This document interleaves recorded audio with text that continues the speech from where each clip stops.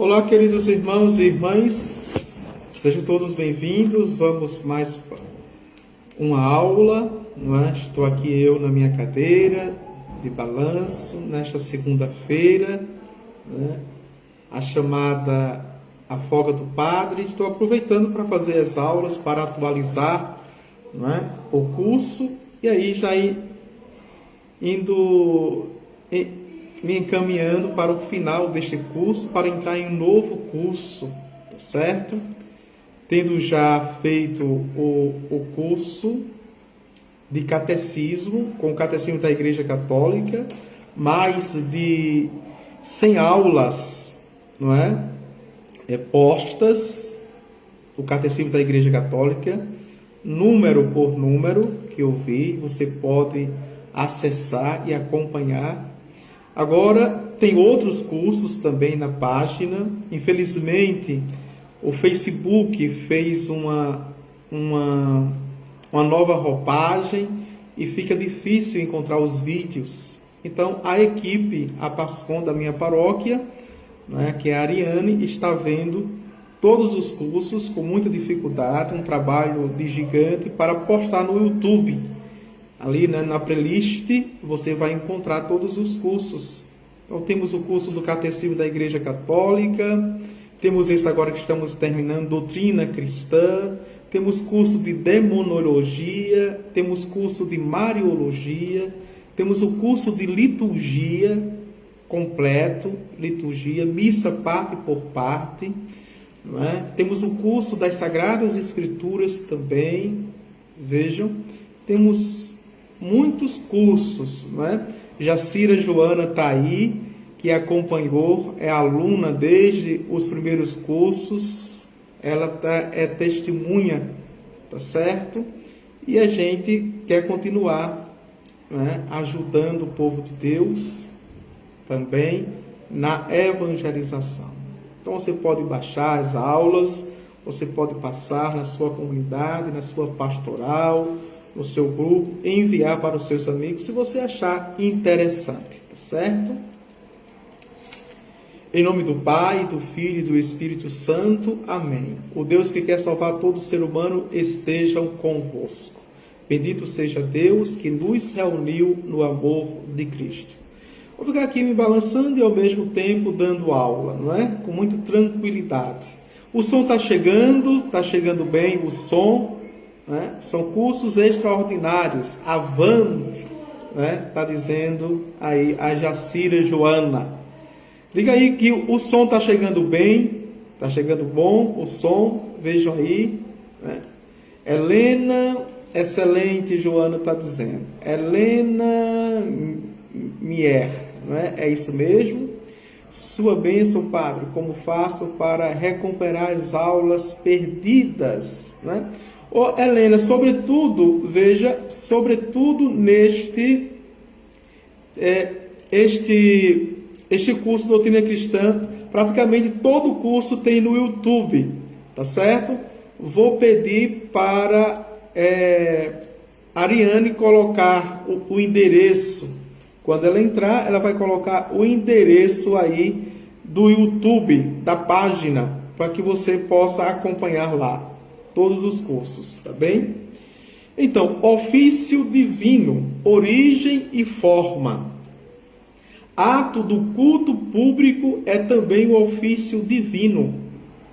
Oração vocal que a igreja prescreve ser diariamente recitada em horas estabelecidas por pessoas designadas para isso, isto é, pelos que receberam o subdiaconato, que era assim, desde o Concílio de Trento, né? Agora é o diaconato, né? Desde o diaconato, ou estejam investidos de um benefício eclesiástico e hajam emitido a profissão em um instituto religioso com essa obrigação.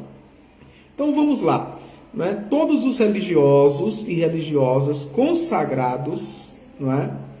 Os propedêuticos, que são aqueles que estão discernindo a vocação para o sacerdócio, o seminário maior no curso de filosofia e teologia, os diáconos, os sacerdotes, os bispos e o Papa, nós somos canonicamente, veja, obrigados a rezarmos o ofício divino, que era esse nome dito, e hoje a oração das horas, chamado assim, né?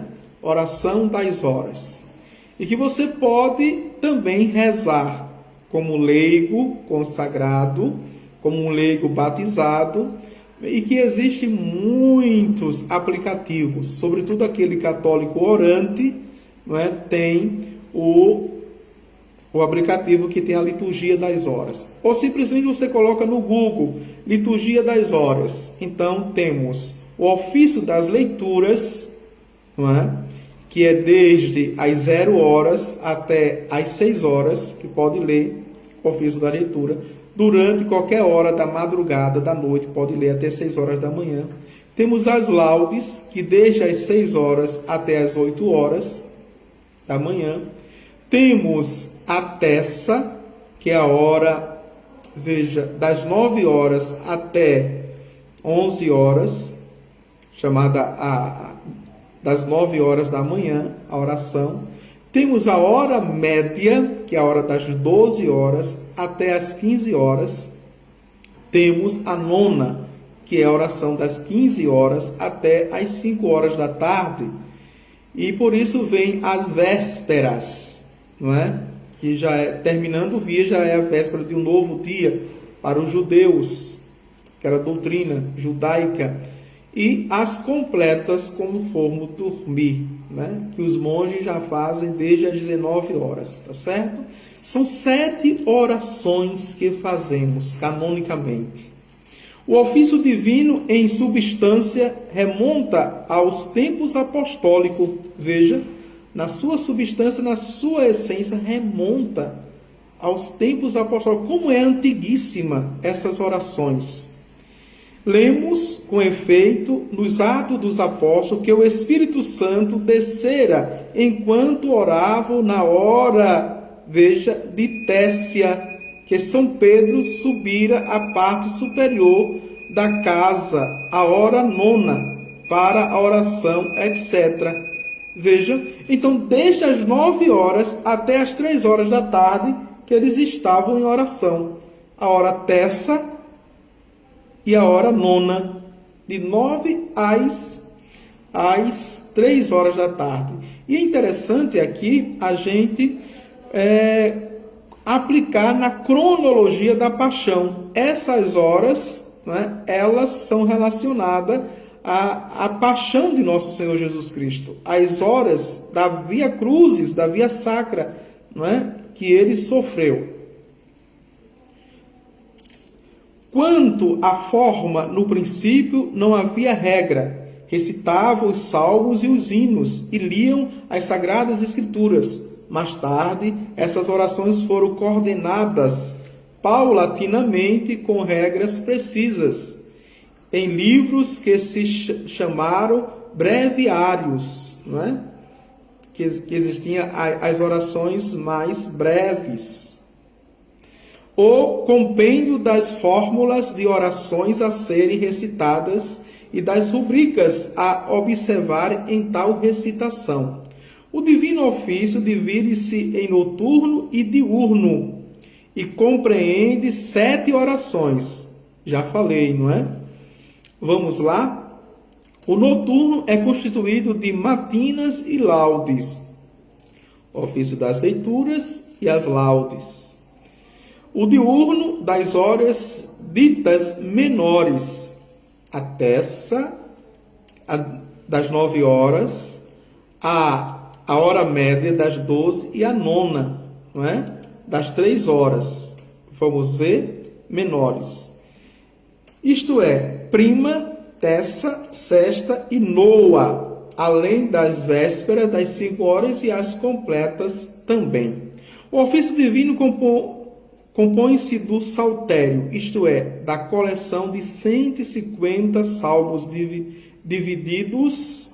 distribuídos pelas várias horas dos 7 dias da semana. 7 dias da semana com 7 orações cada dia. Vamos avante, vejam, de lições extraídas da Sagrada Escritura, do Velho e do Novo Testamento, de trechos do Evangelho, com homilias de algum santo doutor, de resumos da vida dos santos, de hinos, versículos, antífonas e preces. Oremos. Tudo harmonicamente distribuído de modo a constituir não só uma súplica, oração ao Senhor, mas ensino e alimento espiritual para os que os recitam, não é? Então, nestas orações, sobretudo no ofício das leituras, como vimos aqui, não é? Temos os salmos, 3 salmos, geralmente é assim, não é? Um hino, 3 salmos, né? Temos uma leitura do Antigo e do Novo Testamento, das Sagradas Escrituras, e temos um texto dos padres da igreja, chamada patrística, não é? Ou de alguns santos, ou até mesmo de alguns documentos do Concílio Vaticano II, extraordinário, ou de alguns papas também, que serve para nós como meditação, não é? Como reflexão e como também contemplação. Eu faço no início do dia a minha meditação. É coisa extraordinária, é aconselhável àqueles que querem crescer nas virtudes teologais, na fé, na esperança, na caridade, que querem crescer na espiritualidade e querem caminhar, né, genuinamente com a igreja. Um outro aspecto que esta oração também é pessoal, é privada, particular, mas é pública. Não é? É rezada também pelo povo e para o povo também. Tá certo? Sobretudo ao despertar, não é? E rezar por aqueles que vão trabalhar, aqueles que já estão no campo, os alunos que vão para a escola, não é? Enfim, também para o meu dia, não é? Eu peço inspiração, sabedoria, peço proteção, veja, e vou crescendo nas virtudes do Senhor, tá certo? É extraordinário, por isso que vale a pena o ofício divino, que é chamado também a liturgia das horas, que você encontra, basta colocar, como disse outrora, colocar no Google liturgia das horas, que você tem lá todas as orações que você pode rezar com a igreja, né, e pela igreja também. Vamos agora para a administração dos sacramentos, os ritos e preces para cada sacramento. Nós estamos apenas em 12 minutos, eu acho que dá para ver, não é?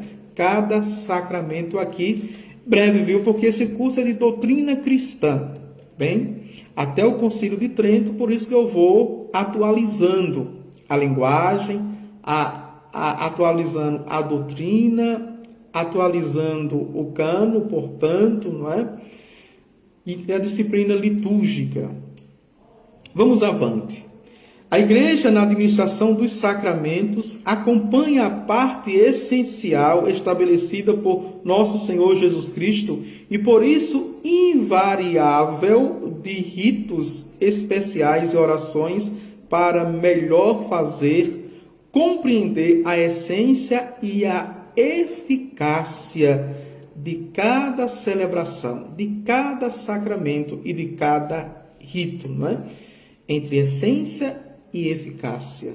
E se estamos na essência, na substância, ela é sempre eficaz, né? É quase uma redundância. Veja, se na minha vida pessoal eu atinjo a essência, eu sou eficaz. Se eu foco na essência, eu serei eficaz. Mas se eu foco na periferia, não existe eficácia.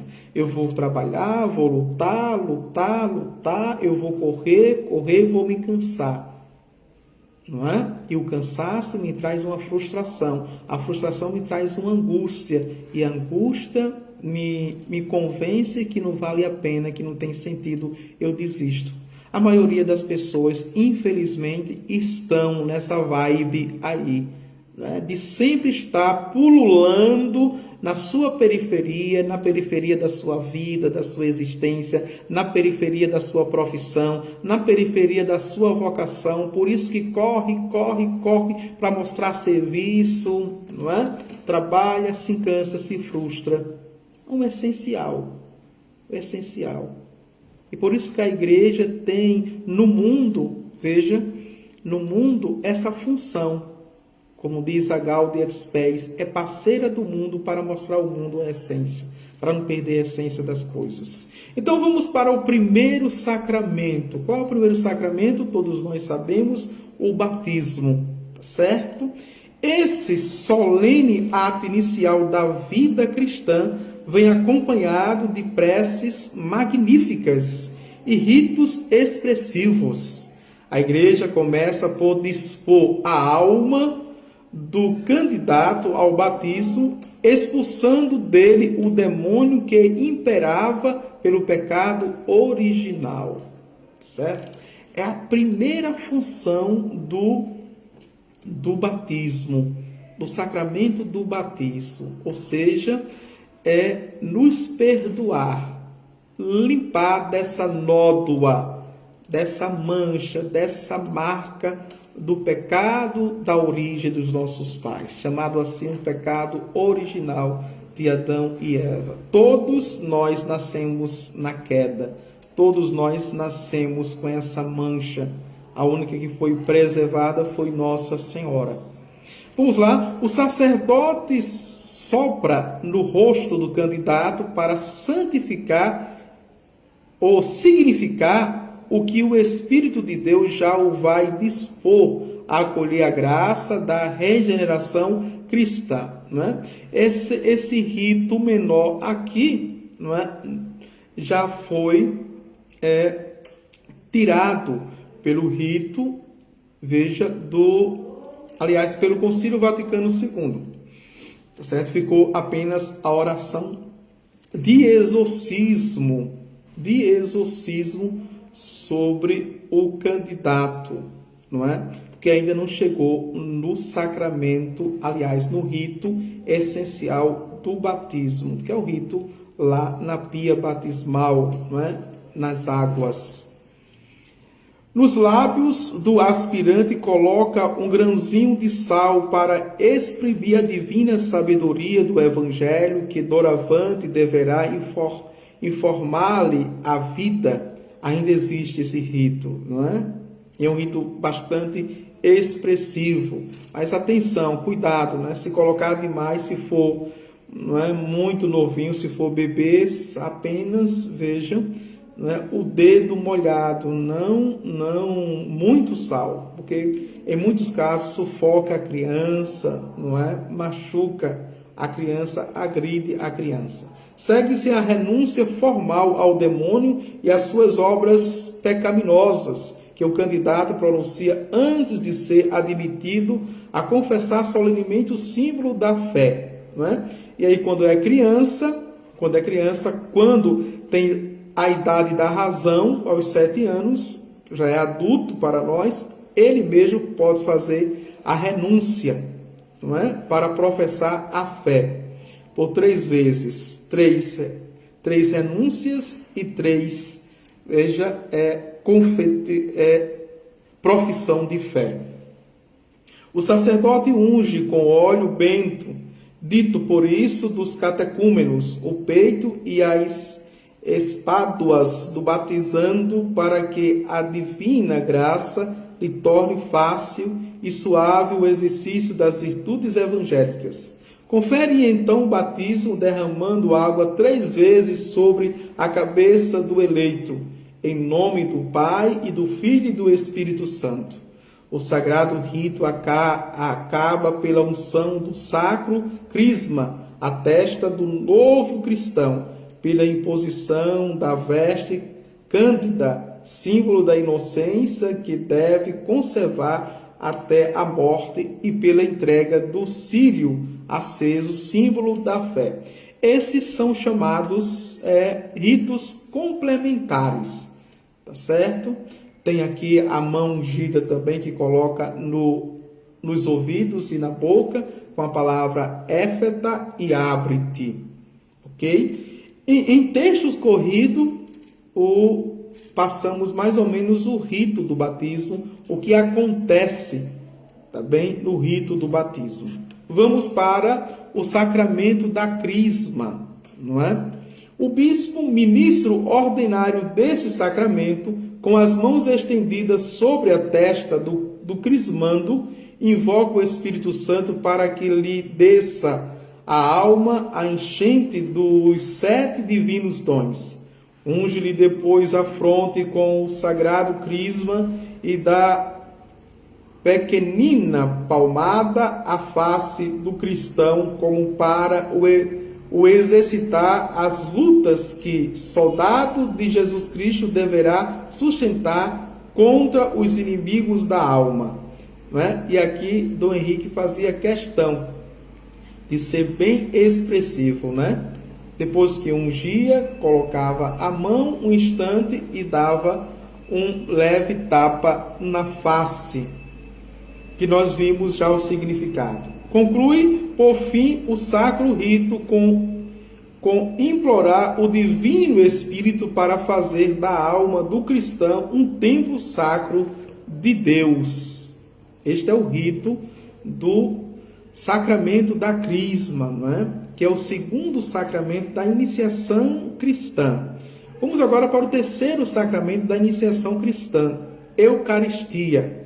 Quando falamos da Santa Missa, vimos os ritos que acompanham a oferta do sacrifício da nova lei, pela qual Jesus perpetua sua permanência entre nós. A Eucaristia conserva-se efetivamente nos templos sacros para estar sempre à disposição dos fiéis que lhe queiram prestar adoração, especialmente na ocasião das exposições solenes ou procissões eucarísticas. De modo particular, a Santíssima Eucaristia conserva-se para a comodidade dos que se acham em perigo de morte.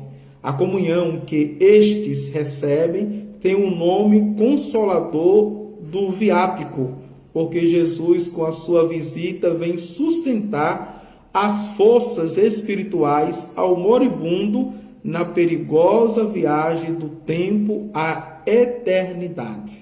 Então vimos aqui, não é, dentro da missa, não é, a Eucaristia quando comungamos, e fora da missa quando se leva em viático, não é?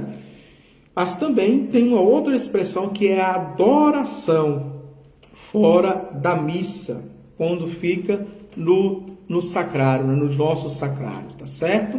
E tem o dia como a quinta-feira é o dia de adoração, é o dia, né, eucarístico para a nossa Igreja Católica.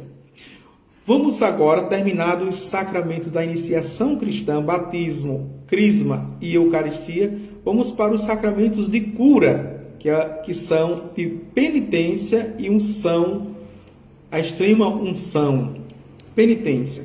Esse sacramento se administra regularmente na igreja, no lugar estabelecido para se ouvir confissões, chamado confessionário ou tribunal de penitência, porque o sacerdote ali exerce o ofício de juiz.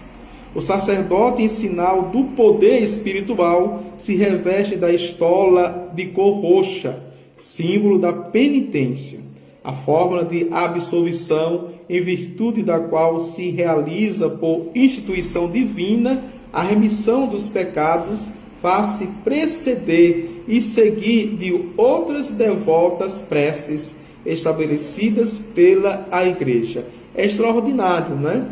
E aqui é interessante para nós sacerdotes. Às vezes, até nós nos perdemos. Nós dizemos assim, eita, hoje confessei 10 pessoas, 20 pessoas. Na verdade eu fiz 10 celebrações de penitência. Tá certo?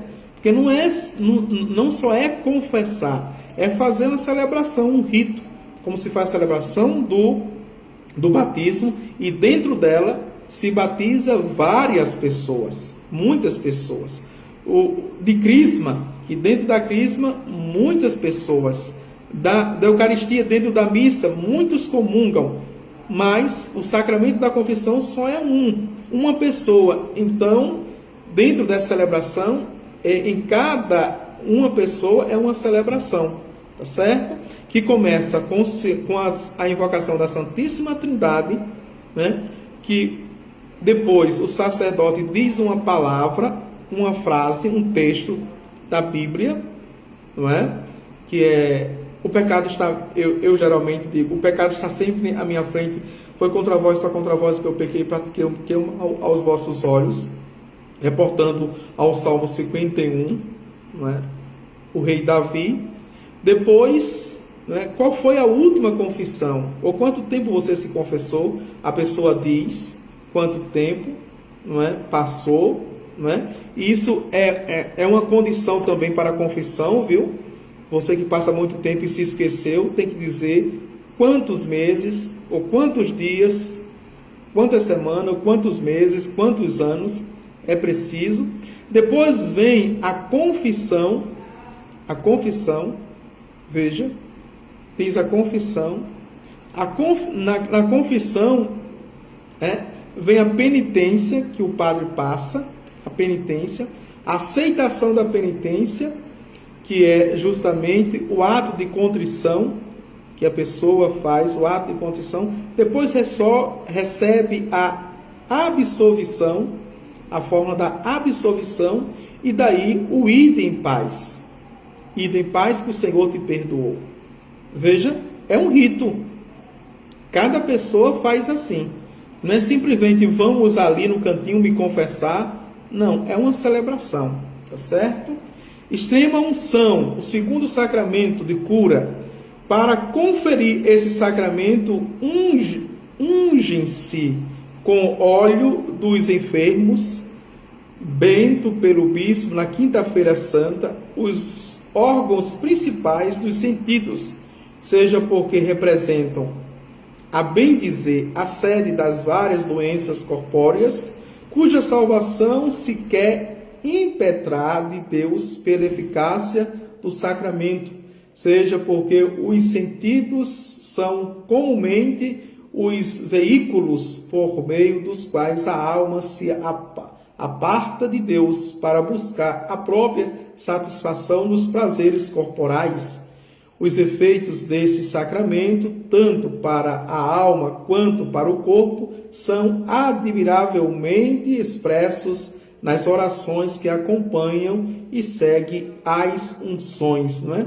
E aqui em cada oração, veja, o rito em si já tem uma teologia, mas em cada oração tem um conteúdo teológico. É importante aqui, tá bem? Vamos agora para os dois últimos sacramentos, chamados sacramentos do amor e no amor do serviço, que é a ordem e o matrimônio. As ordens maiores, presbiterato, diaconato, não é? As menores, que até então, veja, que nós chamamos de leitorato e acolitato. Antes tinha o exorcistato, de exorcista, e que vinha a tonsura, cerimônia eclesiástica a descrição do clero, são solenidades conferidas nos sábados das 4 têmporas, no sábado anterior ao domingo da Paixão e no sábado santo, durante a missa celebrada pelo bispo, na qual os novos sacerdotes são imediatamente admitidos a consagrar, juntamente com o bispo, a Santa Eucaristia. A colação das ordens vem acompanhado de série de orações, exortações e cerimônias dirigidas para lembrar aos fiéis, especialmente aos que recebem as ordens, a grande dignidade do sacerdócio, os deveres que impõe e a necessidade do auxílio divino. Atenção aqui no sacramento da ordem, são 3 expressões, ou graus, como a gente chama assim, não é? temos o grau do diaconato. Veja que em forma pastoral prática é o primeiro, mas ele pode ser chamado também o terceiro. Depois o presbiterato, que é o segundo grau da ordem, e o primeiro grau da ordem, de forma teológica mais pastoral, o terceiro é o episcopado, tá certo? Nessas três expressões, nesses três graus: diaconato, presbiterado e episcopado. Vamos para o último agora, sacramento, que é o matrimônio, sacramento do amor e do serviço. Ministro deste sacramento são os próprios cônjuges. Vejam, não é? O único sacramento que o diácono, que o padre, que o bispo não celebra são os cônjuges, os noivos, portanto, os esposos. O sacerdote assiste como testemunha principal, autorizada e exigida pela autoridade da igreja. Ele benze o anel nupcial, símbolo da fé que os esposos juram manter um ao outro. O rito é acompanhado da celebração do sacrifício divino, durante o qual o ministro de Deus invoca sobre a nova esposa a enchente das divinas bênçãos da virtude, graças, fecunda prosperidade e dilatada vida. Assim pensa a igreja, não é? Que é um sacramento, que nesse sacramento se recebe as bênçãos, tá certo? E o que é sacramento? Repito, né? Terminando, né? Veja, sinal sensível, visível, eficaz da graça de Deus na nossa vida são os sacramentos. 31 minutos, vou terminar a aula e depois a gente vem com bênçãos, procissões e exéquias, tá certo? Para depois vermos a parte final, que é o culto a Nossa Senhora, aos santos e santas. Louvado seja o nosso Senhor Jesus Cristo, para sempre seja louvado. O Senhor esteja convosco, Ele está no meio de nós. Abençoe-vos Deus Todo-Poderoso, Pai, o Filho e o Espírito Santo. Amém. Agora eu vou dar uma pausa, já fiz 3 aulas, tá certo? Em pouco tempo vou dar uma pausa e só volto lá para a tarde, depois do almoço, talvez 1 hora, 1h30, eu estou voltando com a 4ª aula deste dia, tá certo? Para a gente ir terminando esse curso Doutrina Cristã. Vamos ver que a gente termina hoje com muita tranquilidade.